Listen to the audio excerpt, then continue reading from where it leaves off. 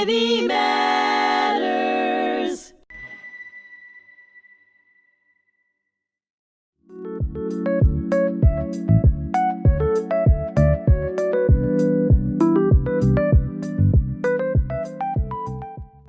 Hello, and thank you for joining me today.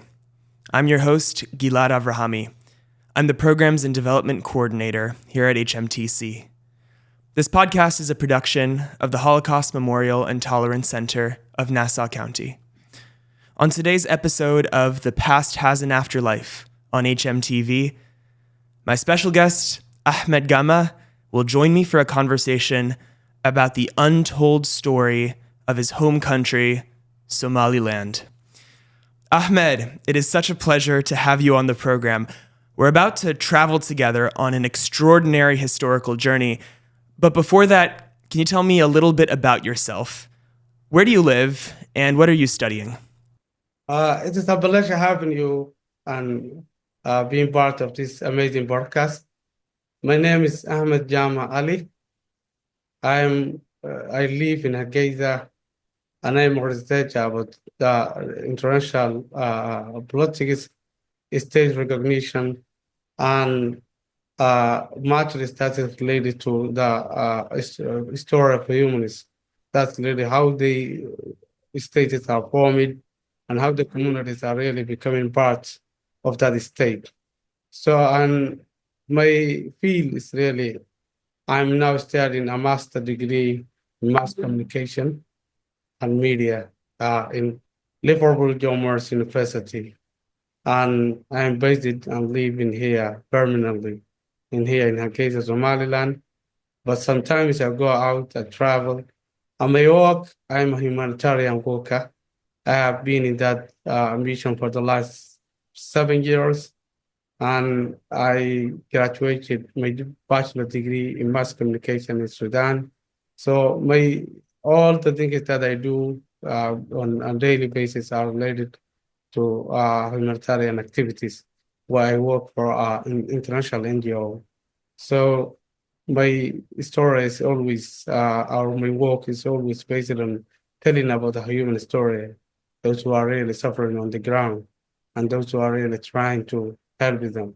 So it is a pleasure having you in this podcast and telling another broad and common human story that's related to Somaliland. Yes, well, the story of Somaliland, as you said, is a human story, and it's one of the most extraordinary stories I've ever heard. But I want to have a better picture of what life looks like there. You said you're from Hargeisa in Somaliland, and Somaliland, the understanding in the United States is that it's a another messy part of Somalia, this part of the world with endless conflict and with militia attacks terrorizing the population, terrible quality of life, and completely dependent on international aid. But what's missing from this picture? Can you explain what Somalia is exactly today? First of all, before describing the current situation here in Somaliland or in Somalia, what I think is very important is that we have to go back and look for the history.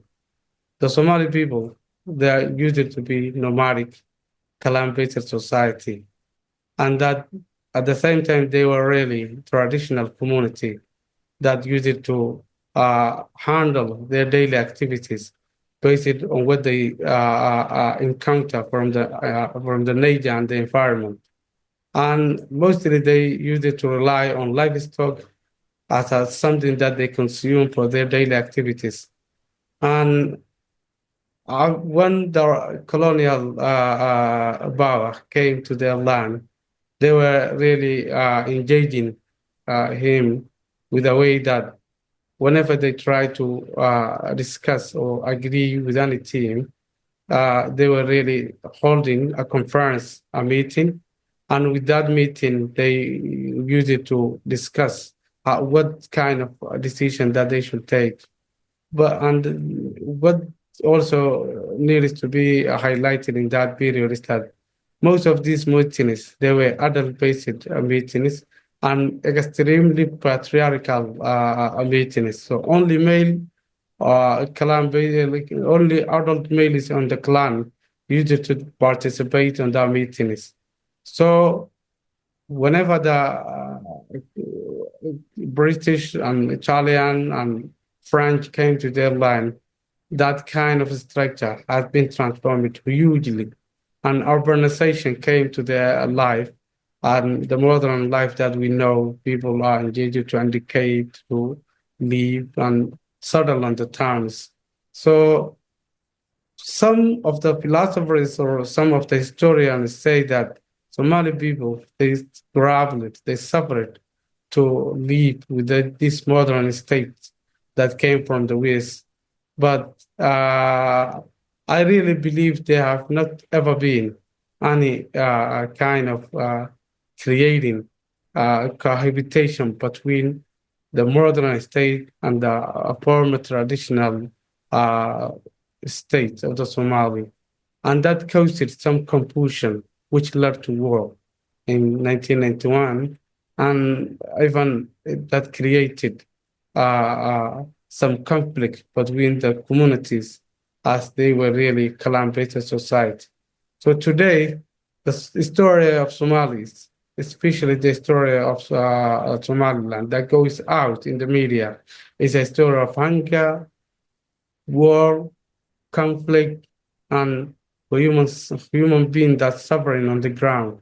But at the same time, there is another story that is they are resilient, they are building up their lives, and they are really contributing to improve their life.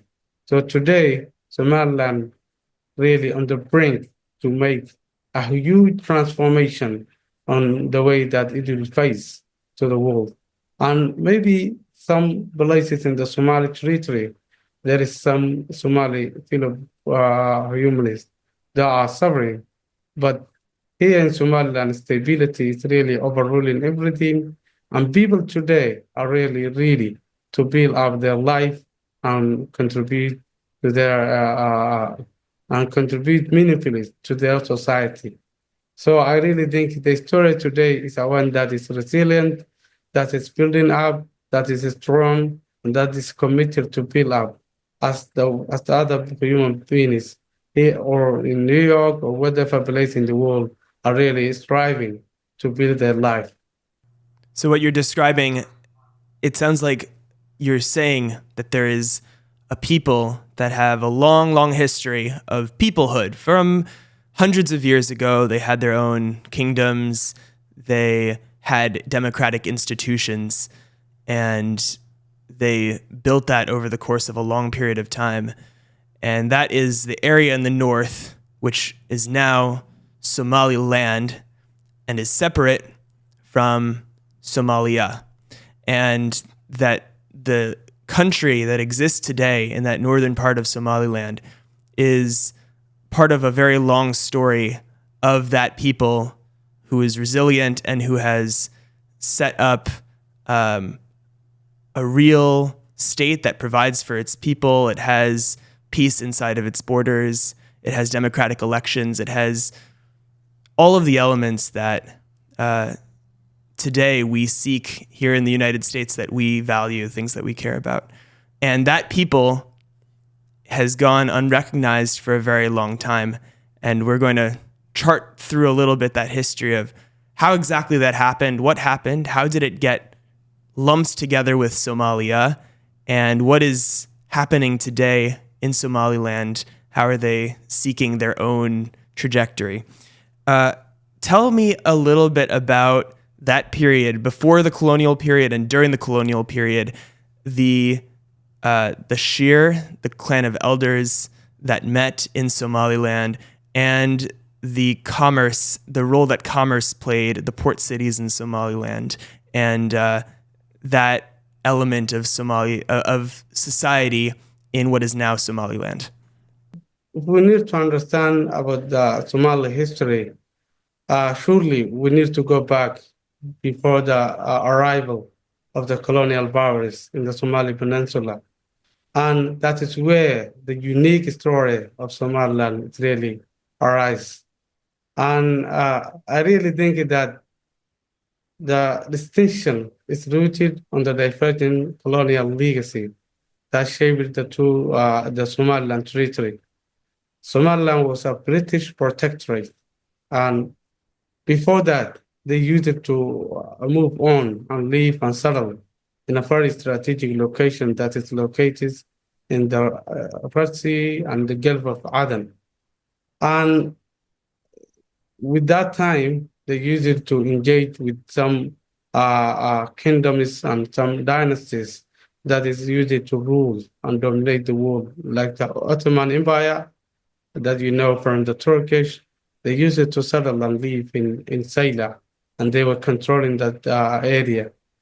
So in that period, they really was really having to uh, assemble and take meetings and conferences to decide whatever important for the community. And in that field, it was a democratic and institutionalized system. Every adult male of the community used to participate, and his voice or his opinion will be heard by any member. There was no any obstruction that he can face when he is really telling his opinion. Maybe that opinion cannot be convenient at the time that he is telling, but the colonists used it to listen him, and they say that everyone on the clan is really equal based on the terms and conditions that we are having in here. So in that context, Somali people or Somaliland people, they really developed a kind of society that is led by discussion, by debates, by argument, and with that platform, is they really try learn to how to negotiate among them and even with the outsiders. And that is when it started the kind of system that we know, the democracy, that it's really started from the states. How, the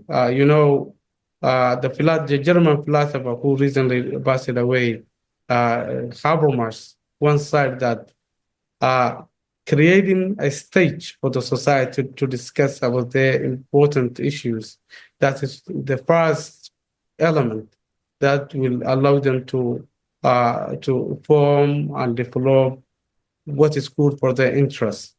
And I really believe with that context and with that meetings and conferences that Somaliland people used it to have at that time, it would allow them to raise and rebuild their lives and reconstruct their society later on when it had been collapsed in 1991 after many years of brutal atrocities against the clan, especially the Isaac clan. And at the same time, that it allowed them to forgive among them and say that was a systemized and state-based sponsorship atrocities. And so now we need to forget, we need to settle down, we need to agree what is good for the people, especially the people that are living in Somaliland area. And they really tried to create a culture of tolerance among the clans that is used to live in Somaliland. So anyone that needs to understand the history of Somali people, it started as a stateless society. They used it to live dispersely in the Somali Peninsula. And when the colonial power arrived, that is when the executive central order really have been brought to live in some areas. And we know that the British dominated Somaliland area, the Italian, they dominated the southern area, and the French, they dominated Djibouti, and Ethiopia, they took over a massive land area in what we call today Ogaden area. So this is the kind of disperse and division that happened because of the colonial powers that arrived in 1880s.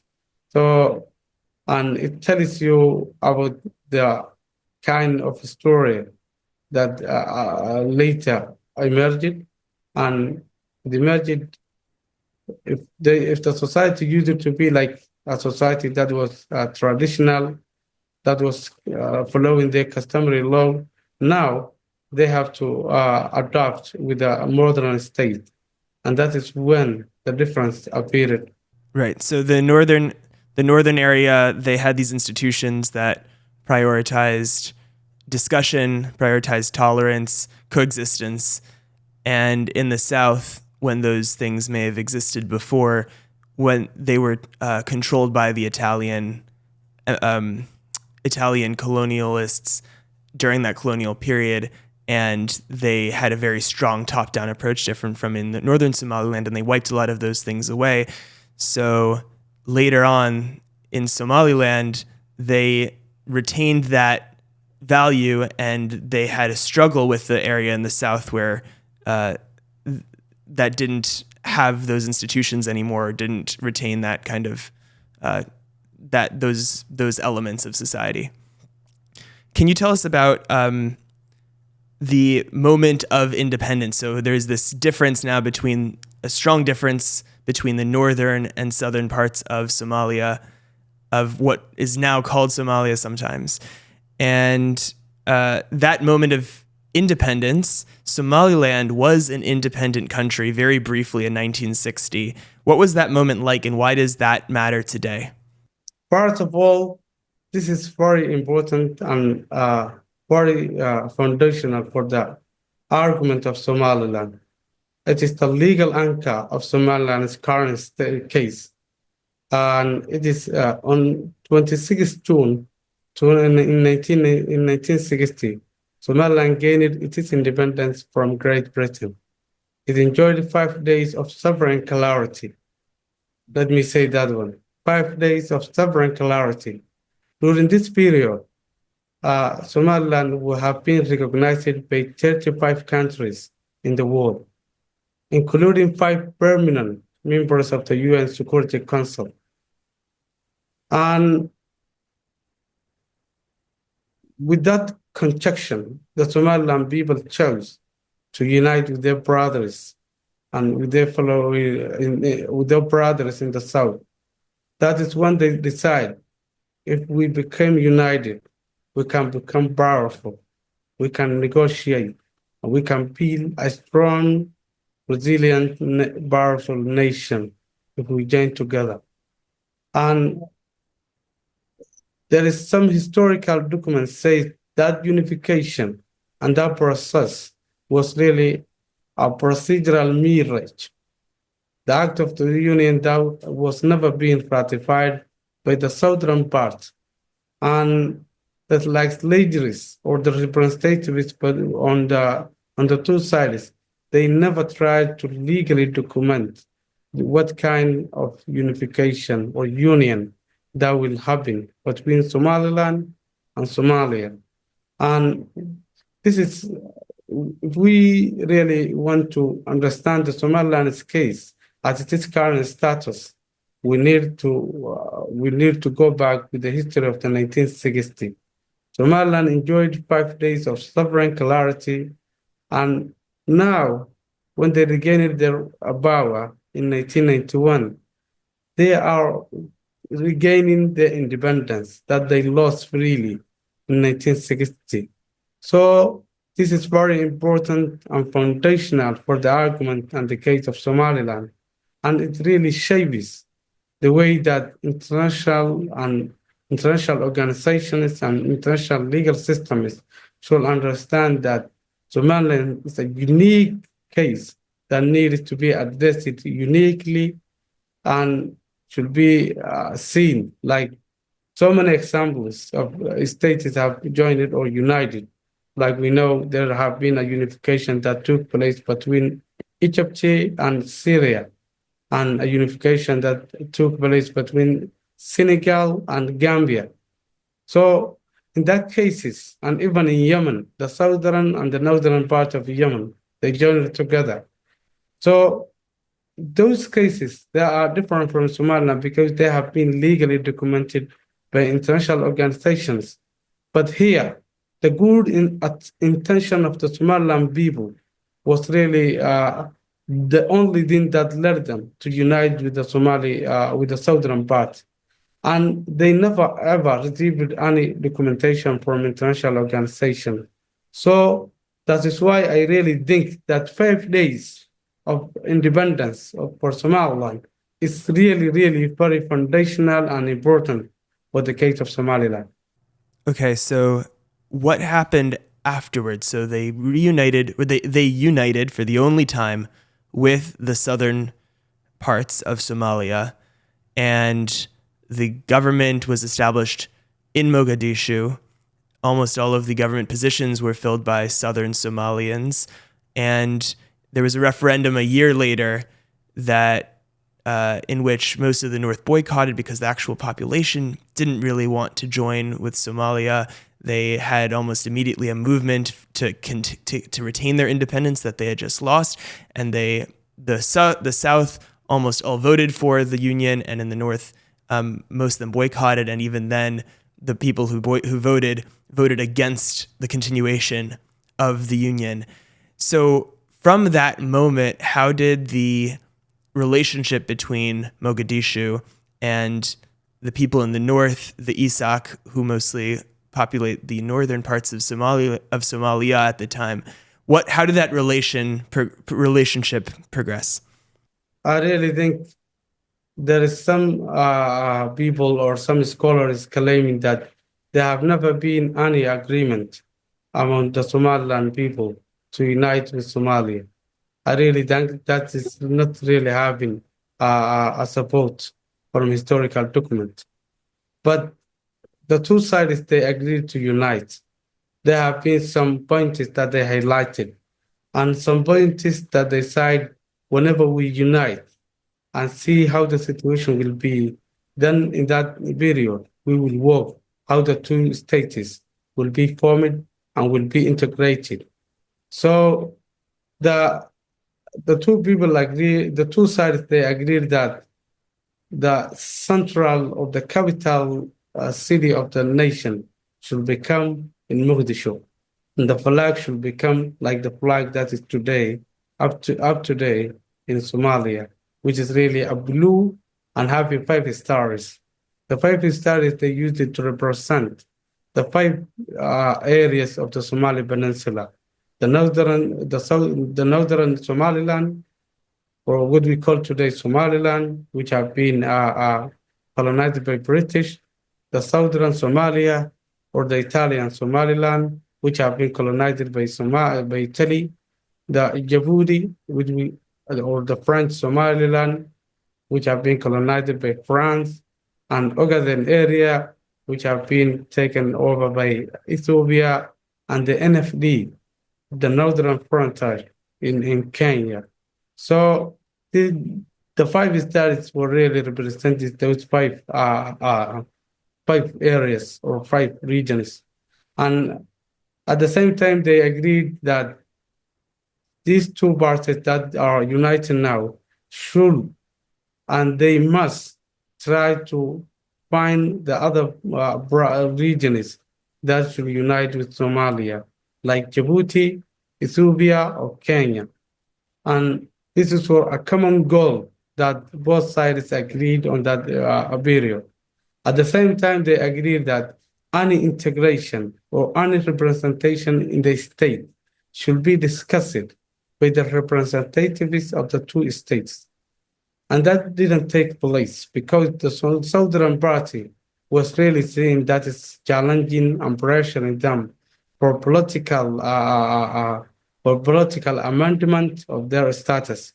Because we know that the southern part of or what we call today Mogadishu was really having a 10-year of state training or 10-year strategy from the United States, from the United Union, from the United Nations. And in that period, they have been learning about how to form the state, how to learn about the judicial system, and what kind of power sharing among the community. So whenever the Somaliland case or the southern region came, it really interfered or interrupted that process. And they said that maybe we need to alter the situation into a clan-based issue. That is one. The issue in the case of of the North became a clan-based issue. They said that those clans that are really having some affinity or sharing affinity with the clans in the South should really unite and be part of that South. Like what happened in Dulbahante, the clan that is really living in the eastern part of Somaliland. And all the other clans that is living in Somaliland, like Isaac and Samaron, those clans they should unite or they should be part on the deal. So they really forget about the unification, and if the unification should become or not two states or a parallel unity between the two sides, and that is when the injustice and sidelines and all the discrimination that later took place started. So even in 1961, the Adan Abdullah, the president of Somalia, issued an announcement that says the society should take a vote to the constitution. And in that constitution, we know that the northern part of Somaliland, or even what we call today Somaliland, they rejected. Over 100,000 people voted, and 54,000 of them they rejected, while only 49,000 people voted in favor of the constitution. And that represented 55 of the Somaliland people that rejected to proceed with the constitution. And even in 1961, there is also another incident that took place, which is some Somaliland military representatives. They tried to overthrow the government, and they tried to regain the independence that they lost a year ago. But because of technical errors, that trial failed. And whenever you read the history, you'll receive that those who have committed that military coup have never been on court, and they have been agreed that these guys have not. What I will let me say it again. Those guys who tried to overthrow the government, they have never been convicted.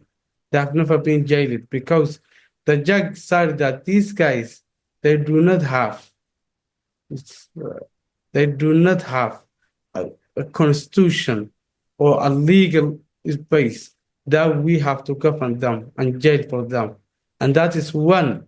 He said because these guys they have been ruled by a British military system, so there is no legal or legal foundation for making for jailing them, and that is why they released them freely. So in that case, you learn that the the kind of disagreement or disintegration among the Somaliland side and the southern side, and later on, the process continued until it came in 1969. At that time, the Siad Barre took over the country and in a bloodless military coup. And over the past 4 years, the condition was stable, the society was really performing well, and everything was okay. But after 5 or 7 years, the government really created a coalition among the clans. The sub-clan of Ziyad Barre and other two clans that are close to his clans. And they really tried to discriminate all other community. There are all other clans that is used to live under their authority. And the Isa clan was really among the clans that have been discriminated, that have been segregated, and that have been put in in in in in a state what I call in discrimination, or have been discriminated by the government. So in the late 1980, they witnessed a state of period state-sponsored terror that we call the Hargeisa Holocaust. The Ziad Barre regime viewed the Isa clan as a collective enemy and launched a genocidal campaign aimed at their liquidation. General Morgan, many Somali people, they know that guy. The dictator's son-in-law, he was the dictator's son-in-law, explicitly wrote in his Morgan's report about the need for economic strangulation and the obliteration of a populated area. That continued until 1988. The Somali military at that time, in 1988, the Somali military, with their equipment of heavy artillery, aerial bombardment, they really bombarded in Hargeisa, often using some historical documents say that they were used in the South African mercenaries at that time. And whenever I talk with my family or with my friends who used to live at that time, they say that you cannot imagine the kind of destruction and the kind of heinousness and brutality that was taking place in Hargeisa, in Burao, and in many areas that the Somaliland people, especially the Isa clan, was really living. And the estimation that the UN report, I really believe the number is really very higher than that one. But the estimated UN report says that 50,000 people have been killed in that camping, and over 1 million people have been displaced, and they faced hunger, poverty, displacement, and many of them, they died because of malnutrition. They died because of psychological or mental issues, psychological or mental issues, and at the same time, many of them they have been amputated and they became disabled people that cannot continue their life and needs constant support from their family. And the other thing that I want to highlight is that the military used bizarre and unusual methods, such they really tried to drain the blood of young men before executing them.